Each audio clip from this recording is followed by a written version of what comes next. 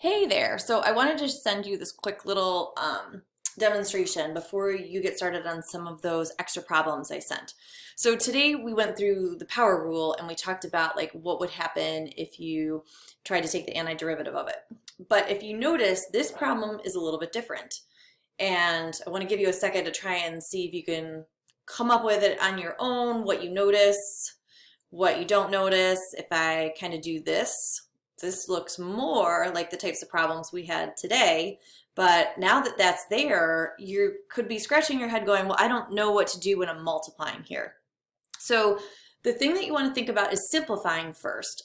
As we get into harder problems, you won't be able to simplify. But right here, we're going to simplify, which means we're just going to distribute this 2x times each of these terms.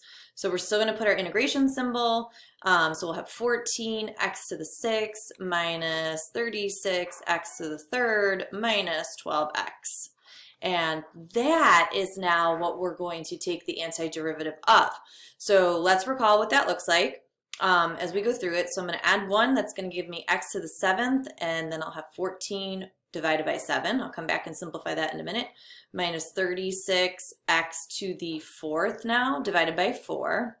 And then minus 12x squared divided by 2. Because it's not bound, we'll put our plus c. So rewriting, that gives us 2x to the 7th minus what? 9x to the 4th minus 6x squared plus c. Did I just make that a 7? Oh, yeah, sorry, okay. I looked back at that and I was like, wait, is that a 7? Yeah, good. All right, so that's like an example of simplifying there. All right, now let's come back up to this one. What is happening with all of these variables that we have? Like, shouldn't this normally be a negative 24x to the 4th minus 32x to the 5th, and now suddenly they've dropped down to the denominator. So while we won't be multiplying or dividing anything, we're going to simply rewrite this knowing the rules about positive and negative exponents. So let's remember, if we have x squared, I can write that as 1 over x to the negative 2.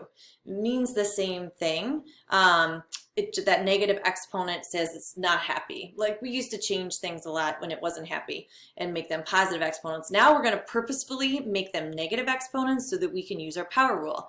So this is going to be negative 24x to the negative 4 minus 32x to the negative 5th, and then minus 70x to the negative 8th.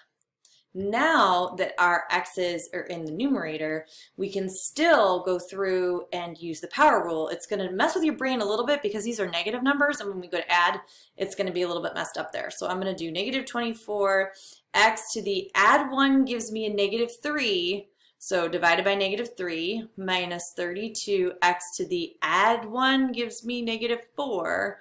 So divided by negative 4, and minus 70x to the add 1 gives me negative 7. So again, that's going to mess with your brain there with the negative signs. So that would be 8x to the negative 3rd plus 8x to the negative 4th plus 10x to the negative 7th plus c. Almost forgot it up here too.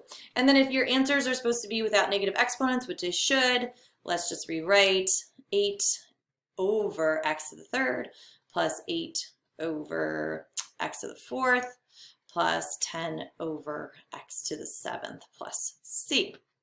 All right, so good luck with that, and let me know if you have any questions.